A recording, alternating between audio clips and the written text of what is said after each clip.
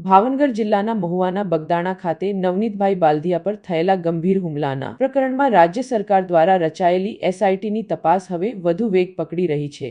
અગાઉ આ કેસમાં કુલ 9 આરોપીઓની ધરપકડ કરવામાં આવી હતી, જ્યારે હવે એસઆઈટીની ટીમે વધુ એક શખ્સને ઝડપી લીધો છે, જેના કારણે કેસમાં ધરપકડનો આંકડો 10 પર પહોંચી ગયો છે।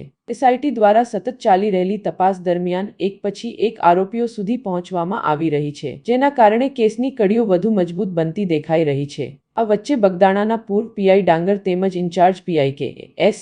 પટેલ ભાવનગર આઈજીની કચેરી ખાતે હાજર રહી એસઆઈટી સમક્ષ બંધ બારણે ચર્ચા કરી હતી। આ બેઠકને લઈને વિવિધ ચર્ચાઓ પણ ઉઠી રહી છે। બંધ બારણે થયેલી આ ચર્ચામાં કેસની પ્રગતિ, અત્યાર સુધીની તપાસ તેમજ આગળની કાર્યવાહી અંગે મહત્વના મુદ્દાઓ પર ચર્ચા થઈ હોવાનું માનવામાં આવી રહ્યું છે। નવનીતભાઈ બાલદિયા પર થયેલા હુમલાના કેસમાં એસઆઈટીની સક્રિય કાર્યવાહીથી હવે વધુ ખુલાસાઓ થવાની શક્યતા વ્યક્ત કરવામાં આવી રહી છે।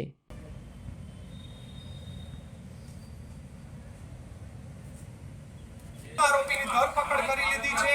તેના સીધા દ્રશ્યો તમે જોઈ રહ્યા છો। તેનું નામ છે સંજય વેચરભાઈ ચાવડા કે જે તળાજા તાલુકાના સાંજણાસર ચેકઅપ કરાવવા માટે છે તે ભાવનગરની સૌથી હોસ્પિટલ છે ત્યાં ચેકઅપ કર્યા બાદ તેને છે તે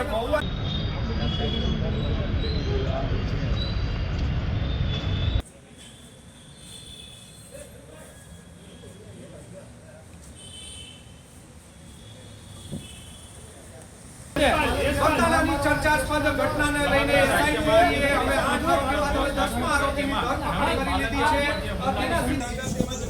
ટાઉનના જે પીઆઈ હતા કે.એસ. પટેલ તેમને સમન્સ આપવામાં આવ્યું હતું, જેને લઈને તારીખ 17ના રોજ 12 કલાકે હાજર રહેવાનો હુકમ કરાવવામાં આવ્યો હતો અને 12:30 કલાકે હાલમાં જે બગદાણાના તત્કાલીન પીઆઈ હતા ડીવી ડાંગર તેઓ અત્યારે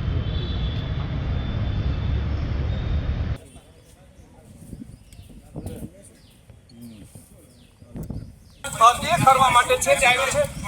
સરકાર ઘણા આક્ષેપ લાગે બોલાવ્યા છે। બેન શું કહેશો? તમારી ઉપર ગંભીર આક્ષેપ બેન લાગી રહ્યા છે, આરોપી બદલાવી દેવાની વાત હતી બેન, શું